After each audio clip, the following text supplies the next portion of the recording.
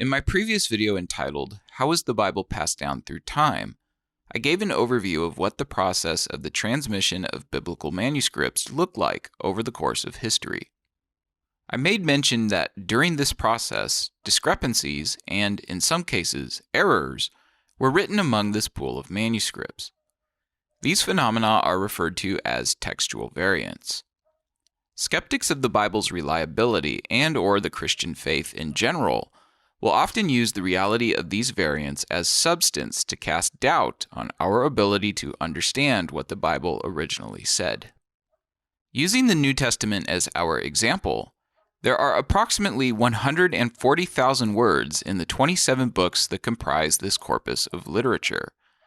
To illustrate the issue, there are approximately 400,000 textual variants in the body of New Testament manuscripts. This means that for every word in the New Testament, there are nearly 3 variants. This is often how textual variants are presented by those who've adopted a skeptical posture toward the Bible and/or Christianity. Of course, it's easy to see how this one point of data could cause a lot of people to question their beliefs. However, this is not the end of the story. Recall from my previous video that I mentioned that there are roughly 6,000 New Testament manuscripts in the original Greek language that we are in possession of today. The average length of these manuscripts is roughly 450 pages. This means that there are over 2.5 million pages of text that Bible scholars have access to from the history of the Christian faith. It is across these 2.5 million plus pages of text that the 400,000 New Testament textual variants are spread. If we do the math, that means that there is a little bit less than 1 textual variant for every 6 pages of text. In other words, if you were to read these manuscripts for yourself, 5 out of every 6 pages would be without variation, while there would be only 1 variation on the 6th page. Understanding this textual context takes what many skeptics try to use as ammunition to refute the New Testament's witness, and shows that it is really a piece of data that should give the Christian a great deal of confidence about the preservation of what the New Testament originally said. Before going any further, though, we should ask the question, just what is a textual variant?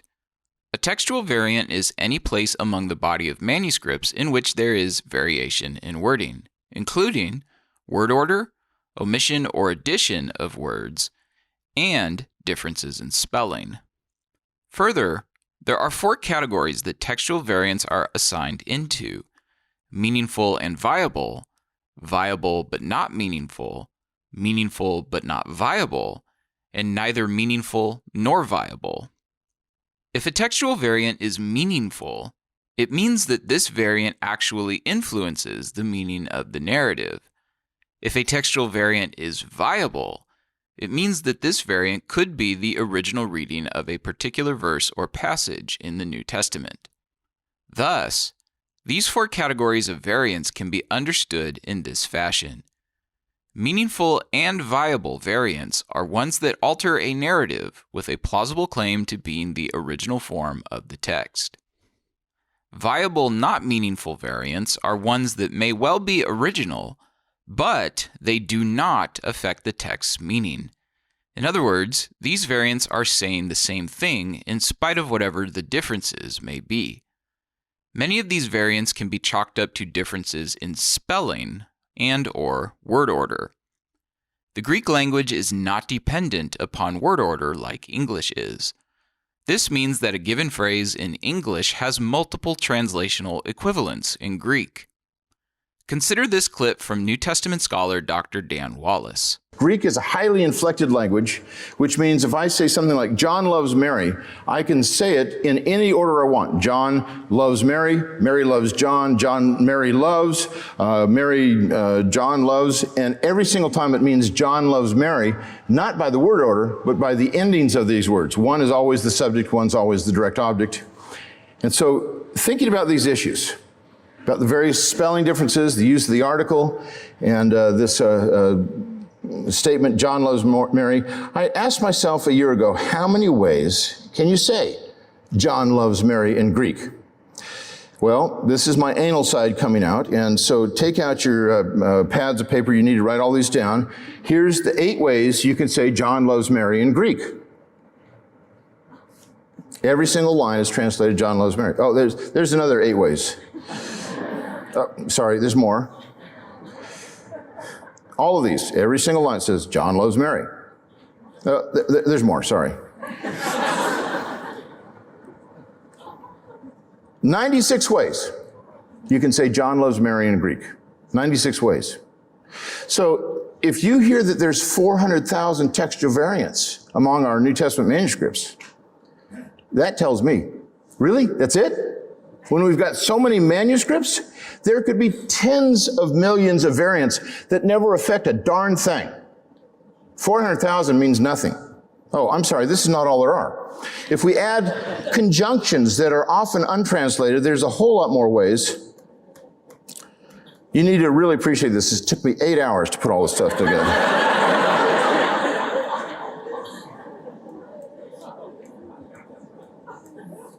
And at this point, I said, I give up. I'm too tired. That's enough. These are only a few of the ways to say John loves Mary in Greek. Don't worry, I won't bore you with more of these details, but there's other legitimate word orders that swell the numbers to over 500. And if you use a different verb for loves, it mushrooms the numbers to nearly 1,200 ways to say John loves Mary in Greek. In all of these instances, the meaning of the text is unaltered, even though the form of the text is different, whether intentionally or unintentionally. These variants can be ruled out in our efforts to accurately transmit the New Testament's text.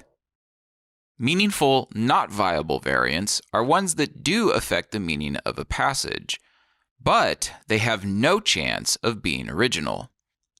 To give an example of this type of variant, suppose we found a manuscript that said, quote, Jesus got down off the cross, unquote. This would be a meaningful variant because it would alter the narrative of the book that it was found in. However, this manuscript is dated to the year 1000 AD, and there are no other manuscripts from an earlier time to corroborate this reading. Even though this variant is highly meaningful, it has little to no chance of being the original reading, because it only shows up 900 years after the New Testament was first completed. Likewise, these variants can also be ruled out. Variants that are neither meaningful nor viable are ones that do not affect the text's meaning, and they have little to no chance of being original. For example, a scribe writing a manuscript around 1000 AD who misspells the name of John. This is a legitimate textual variant, but it does absolutely nothing to affect our understanding of the New Testament. 99% of all of the 400,000 textual variants in the New Testament manuscript pool fall into one of these 3 latter categories. So again, if you were to read these manuscripts for yourself, 5 out of every 6 pages would be without variation, while there would be only 1 variation on the 6th page. And that variation is most likely to be either a spelling error or a difference in word order that dates to a time long after the 1st century. You would not be left in any doubt about the integrity of the New Testament. Those variants that deserve our attention are those that are both meaningful and viable. These comprise less than 1% of the 400,000 variants. If we do some more math, we see that this results in less than 1 variant for every 600 pages of text.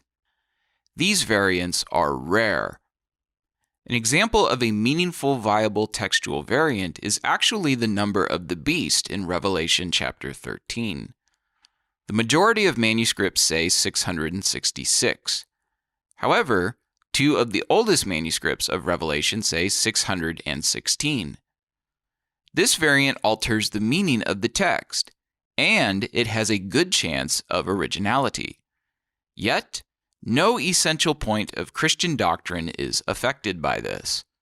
Truth be told, of those variants that are both meaningful and viable, none of them relate to any essential Christian doctrine. These variants are interesting, but they do not give credence to the charges of skeptics that Christianity in its original form was doctrinally different from today. As I've said before, the greater context of the manuscript pool allows us to identify a variant manuscript in contrast to other manuscripts in its, quote, neighborhood or family. All of this means that our ability to produce the Bible is based upon an abundance of data and resources, over and above any other work of antiquity. The Bible on your shelf is one of the best preserved ancient documents you could ever find. The issue is not what did the Bible say then. The issue is, do you believe what it has always said?